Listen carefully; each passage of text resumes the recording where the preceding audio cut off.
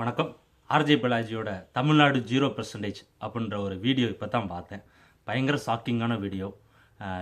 அதாவது 1 கோடிக்கு மேற்பட்ட புதிய வாக்காளர்கள் இந்த வர்ற எலெக்ஷனில் ஓட்டு போட காத்திருக்கும் ஒரு சூழ்நிலையில் பாலாஜி எப்பயுமே அவர் ஒரு சமூக பார்வையில் நிறையா வீடியோ இது மாதிரி ரிலீஸ் பண்ணுவார். நிறையாவும் பண்ணிக்கிட்டு இருந்த ஒரு மனிதர் 800க்கு மேற்பட்ட இளைஞர்களை கூப்பிட்டு இன்டர்வியூ பண்ணி தற்போதைய அரசியல் சூழ்நிலையில் எப்படி நீங்கள் அரசியலை பார்க்குறீங்க, யார் யார் நிற்கிறாங்க அப்படின்னு சொல்லிட்டு ஒரு நிறையா கொஸ்டினை வச்சு ஒரு 4 பேரை சாம்பிளாக ரிலீஸ் பண்ணியிருந்தார்.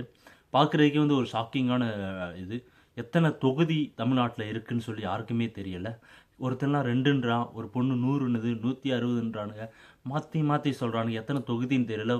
இன்னொரு பையன் கெமிக்கல் இன்ஜினியரிங் முடித்த பையன் பார்த்தீங்கன்னா அவன் ஆஸ்திரேலியா எம்எஸ் பண்ணுறதுக்கு போகிறானா. அவன் தொகுதிக்கு மீனிங் என்னது அப்படின்னு சொல்லிட்டு ஆர்ஜே பாலாஜியில் கேட்குறான். இந்த காலத்தின் கொடுமையினால் பாருங்கள், ஒரு 1 கோடி புதிய வாக்காளர்கள் இப்படி போய் ஓட்டு போட போகிறாங்க. இதுக்கு தேர்தல் ஆணையம் 100% ஓட்டு போல் பண்ணுங்கன்னு சொல்கிறாங்க. ஃபஸ்ட்டு எந்த கட்சி நிற்கிதுன்னே தெரியலை. முதலமைச்சர் வேட்பாளர் யாருன்னு கேட்டால் விசால்னு சொல்லிட்டு ஒரு பொண்ணு எம்பிஏ கிராஜுவேட் அது சொல்லுது. ஆர்ஜே பாலாஜின்னு ஒரு பொண்ணு சொல்லுது. பாவம், ஒரு இன்டர்வியூ பண்ணுற முன்னாடி உட்காந்துருக்காள் ஆர்ஜே பாலாஜி, அவர் சிஎம் கேண்டிடேட் அப்படின்னு சொல்கிறாங்க. அதாவது அரசியல் பற்றி எந்த புரிதலுமே இல்லாத இந்த 1 கோடி மக்கள் எப்படி ஓட்டு போட போகிறாங்க. அதாவது 1 கோடி மக்கள் நான் எல்லாத்தையுமே சொல்லலை, 3/4 பேர் மக்கள் இப்படி தான் இருக்காங்க அப்படின்றத பாலாஜி யதார்த்தமாக இந்த 850 பேர் ஒரு சாம்பிளை எடுத்ததில் சொல்கிறாரு. இப்படி 1 கோடி மக்கள் போய் ஓட்டு போட்டு யாரை தேர்ந்தெடுக்க போகிறோம், யார் முதலமைச்சர் வேட்பாளர், எத்தனை கட்சி இருக்குது, ஒவ்வொரு கட்சியிலையும் யார் தலைவர்கள் அப்படின்ற எந்த ஒரு இதுவுமே கிடையாது. காரணம் என்னன்னு கேட்டால் இவங்கெல்லாம் ஊழல்லே இருக்காங்க அப்படின்றாங்க. எந்த கட்சியின் வேட்பாளர், கட்சியோட பேர் தெரியல, கட்சியின் தலைமை தெரியலை, பிரசிடென்ட் யாரும் தெரியல, பிரைம் மினிஸ்டர் யாரும் தெரியல.